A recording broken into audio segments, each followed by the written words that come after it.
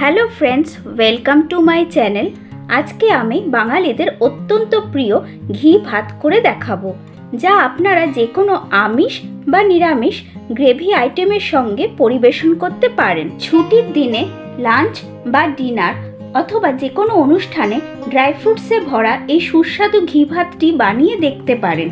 আশা করছি আপনাদের সকলের ভালো লাগবে। এই রাইসটির সাথে খাওয়া যায় এরকম অনেক গ্রেভি আইটেমের রেসিপি আমার চ্যানেলে অলরেডি শেয়ার করা আছে, আপনারা চাইলে সেগুলো একবার দেখে নিতে পারেন। আমি ডেসক্রিপশন বক্সে তার লিংক শেয়ার করব।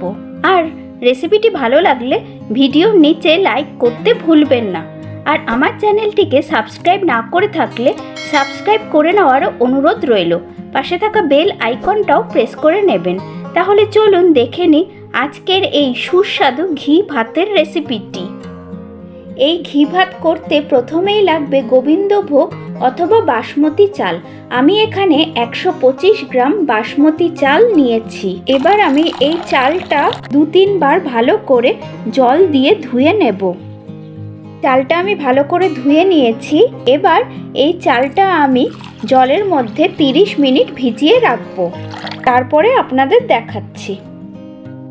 আধ ঘন্টা পরে দেখুন চালটা খুব ভালোভাবে ভিজে গেছে। এবার চালের অতিরিক্ত জলটা আমি ফেলে দেব। এবার একটি কড়াই নিয়ে তাতে দিয়ে দেব বেশ অনেকটা পরিমাণে জল, আর দিয়ে দেব 2 চামচ নুন। ভালো করে মিশিয়ে নিয়ে এবার টেম্পারেচারটাকে হাই করে দিয়ে আমি জলটাকে ফুটিয়ে নেব। এবার ঢাকা দিয়ে দিলাম যাতে জলটা তাড়াতাড়ি ফুটে ওঠে। দেখুন ভাত সেদ্ধ করার জলটা খুব ভালো করে ফুটে গেছে।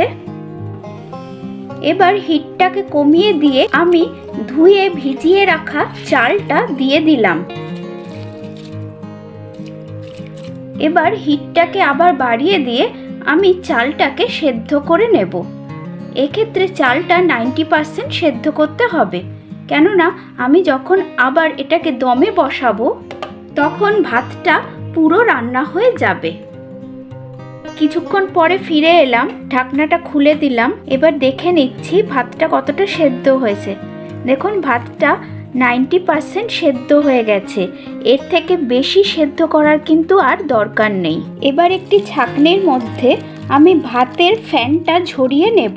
এইভাবে কিছুক্ষণ রেখে দেব যাতে ভাতের ফ্যানটা পুরো ঝরে যায়। ভাতের ফ্যানটা পুরো ঝরে যাওয়ার পর আমি তৈরি হয়ে যাওয়া ভাতটা একটি প্লেটের ওপর ছড়িয়ে দিলাম। এইভাবে ছড়িয়ে প্লেটের ওপর কিছুক্ষণ রেখে দেব যাতে ভাতটা আরও ঝরঝরে হয়ে যায়।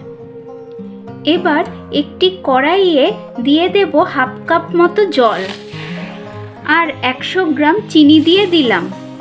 ফ্লেমটাকে লোতে রেখে ক্রমাগত নেড়ে নেড়ে আমি একটি ঘন শিরা তৈরি করে নেব।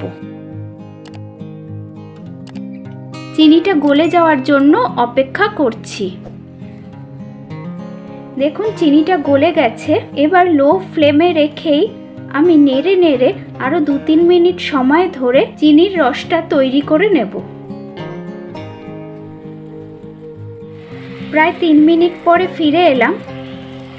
শিরাটা তৈরি হয়ে গেছে। হালকা চ্যাটচ্যাটে মতো হয়ে গেলেই নামিয়ে নিতে হবে। বেশি জাল দিয়ে বেশি ঘন করবেন না। এবার আমি হিটটা অফ করে দিয়ে আমি ঘন শিরাটাকে একটি বাটির মধ্যে নামিয়ে নিলাম। এটা এখন আমি সরিয়ে রাখছি, পরে ব্যবহার করব। আবার আমি একটি কড়াই হিটে বসিয়ে এতে 3 চামচ ঘি দিয়ে দিলাম। ঘিটা হালকা গরম হলেই এতে 30 গ্রাম কাজু বাদাম দিয়ে লো ফ্লেমে আমি হালকা ভেজে নেব। বেশি তাপে কাজু বাদামগুলো ভাজবেন না, না হলে কাজু বাদামগুলো পুড়ে যেতে পারে, তখন কিন্তু আর খেতে ভালো লাগবে না। কাজু বাদামগুলোতে হালকা রং এসে গেছে। এবার এগুলো আমি কড়াই থেকে নামিয়ে নিচ্ছি। আবার ওই কড়াইতেই আমি দিয়ে দিলাম আরও 1 চামচ ঘি। এবার 30 গ্রাম কিশমিশ দিয়ে আমি হালকা করে কিশমিশগুলো ভেজে নেব। যখন দেখবেন কিশমিশগুলো ফুলে উঠেছে তখন তেল থেকে নামিয়ে নিতে হবে। এবার আমি নামিয়ে নেব। এবার বাকি ঘিতে দিয়ে দেব 3টে ফাটানো ছোট এলাচ, 2 টুকরো দারচিনি, 7-8টা লবঙ্গ যার ফুলটা আমি ফেলে দিয়েছি, আর দিয়ে দিচ্ছি 2টো তেজপাতা। এবার লো ফ্লেমে 15 থেকে 20 সেকেন্ডের জন্য এগুলো আমি হালকা ভেজে নেব। ফোড়ন থেকে সুন্দর সুগন্ধ বের হয়ে আসলে আমি হিটটা বন্ধ করে দিলাম। আমি কড়াইটা হিট থেকে নামিয়ে নিয়েছি। এবার আমি যেই ভাতটা আগে থেকে তৈরি করে রেখেছিলাম সেটা দিয়ে দিলাম। সম্পূর্ণ ভাতটাই কিন্তু আমি এখানে দিয়ে দেব। এবার এতে দিয়ে দিলাম ভেজে রাখা কাজু বাদাম, আর দিয়ে দিচ্ছি ভেজে রাখা কিশমিশ, ঘন চিনির শিরা যেটা আমি আগে তৈরি করে রেখেছিলাম। এরপর এতে দিয়ে দেব 1 চামচ গোলাপ জল আর 1 বড় চামচ ঘি দিয়ে দেব। এবার খুব হালকা হাতে সবটা মিশিয়ে নেব। কাজটা হালকা হাতে করবেন, না হলে কিন্তু ভাত ভেঙে যেতে পারে। আর যেহেতু ঘি ভাত, তাই জন্য আমি এখানে ঘিটা একটু বেশি পরিমাণেই দিয়েছি। আপনারা চাইলে কমও ব্যবহার করতে পারেন। এবার আমি কড়াইটিকে একটি ঢাকনা দিয়ে ঢেকে দিলাম, আর ঢাকনির ছিদ্রটিকে আমি একটি কাগজ দিয়ে মুখটা বন্ধ করে দিয়েছি। এবার আমি লো হিটে কড়াইটাকে রেখে 10 মিনিটের জন্য দমে রান্না করে নেব। এই সময় কড়াইয়ের ঢাকনা আর খোলা যাবে না, বা হিটটাকেও আর বাড়ানো যাবে না। ফিরে এলাম 10 মিনিট বাদে। দেখুন ঝরঝরে ঘি ভাত তৈরি হয়ে গেছে। এবার হিটটা বন্ধ করে দিয়ে তেজপাতা 2টো ফেলে দিলাম।